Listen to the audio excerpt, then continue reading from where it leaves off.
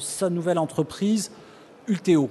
Et à droite, Brian Beldorf. Alors j'ai mis Brian Beldorf parce que je pense que Brian, en plus d'avoir été le fondateur de SourceForge, il est actuellement le CTO du programme de e-santé aux États-Unis qui s'appelle Open Source Healthcare System. Et vous savez que dans le cadre de la refonte du programme de santé, l'équipe Obama a décidé de construire tout le système d'information de la Sécu à l'échelle des États-Unis.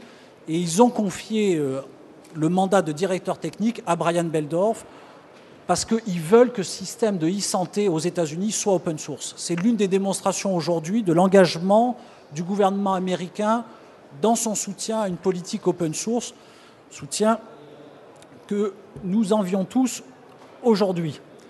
Et puis, naturellement, un certain nombre de grandes associations. Je ne pouvais pas parler de cette décennie 2000-2010 sans faire un clin d'œil au site web que vous fréquentez tous les jours, LinuxFR.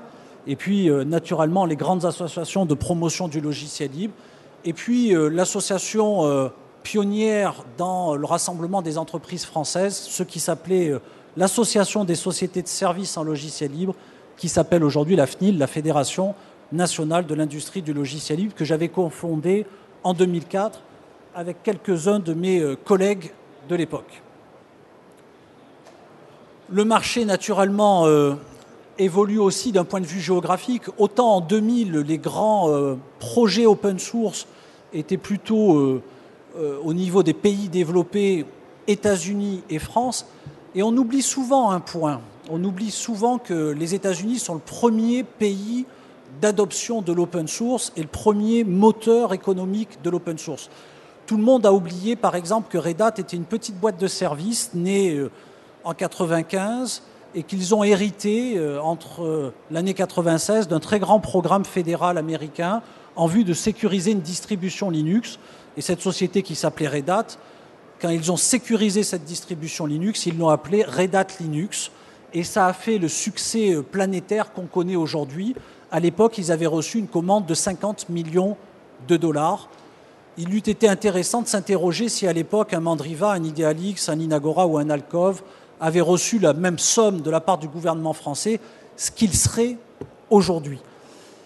Et aujourd'hui, on assiste, en plus de ces pays qui ont été les premiers à adopter l'open source, à une montée en puissance dans les BRIC, Brésil, Russie, Inde, Chine, de l'open source. Si j'essaie de me focuser sur ce qui s'est passé en France, je crois qu'on peut dire qu'on a connu une très belle décennie de croissance de l'open source. Je vous ai mis une partie des homepages Internet, moi, qui m'ont le plus marqué. Vous retrouvez notamment les programmes du ministère des Finances avec son directeur technique de l'époque qui s'appelait Jean-Marie Lapère, qui a porté une grande partie des projets de refonte technique du ministère des Finances et qui a fait les succès de l'open source dans l'administration. Alors bien sûr, il a fallu en sélectionner, je n'ai pas pu tous les mettre. J'aurais aimé parler de Jean-Paul Desgorces-Dumas et de tout le travail qu'il a pu faire. J'aurais aimé parler de Christophe Cazin. J'aurais aimé parler de tant de personnes qui ont fait tant de choses dans le secteur public. Mais j'ai dû sélectionner celui-là. J'avais apprécié la home de Match sur l'adoption de l'open source au niveau des armées françaises. Et il y avait tout un reportage photo sur ce sujet-là.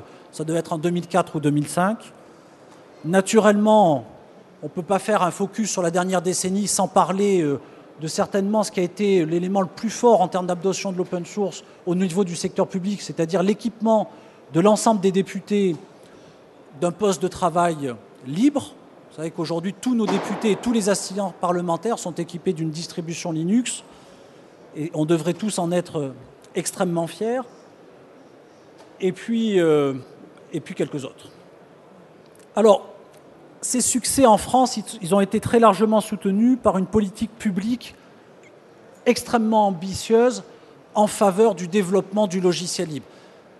Ça s'est passé à travers le développement d'un certain nombre d'agences. Il faut se rappeler au tout début la première MTIC, la mission des technologies d'information de la communication, à l'époque qui était portée par quelqu'un qui s'appelait Jean-Pierre Dardérol.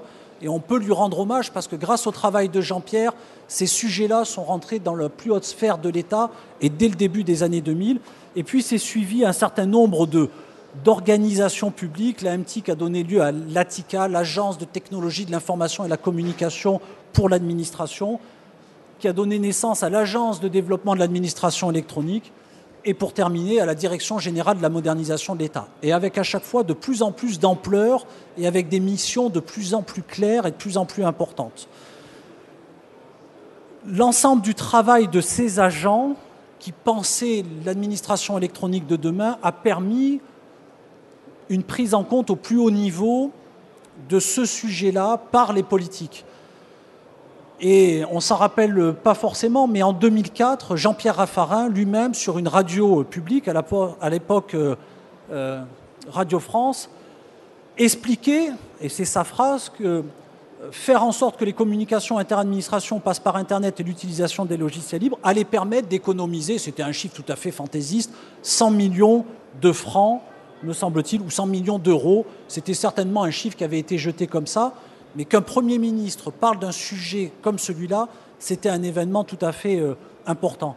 Et puis je vous rappelle tout le soutien public qu'on avait réussi à obtenir de la part des principaux ministres, dont le ministre des Finances qui en 2006 soutenait l'initiative de pôle de compétitivité, repris par Michel Alliot-Marie, repris par le président de la région Île-de-France, qui allait donner naissance à une initiative pas aussi ambitieuse que ce qu'on aurait aimé, mais un bout de pôle de compétitivité open source.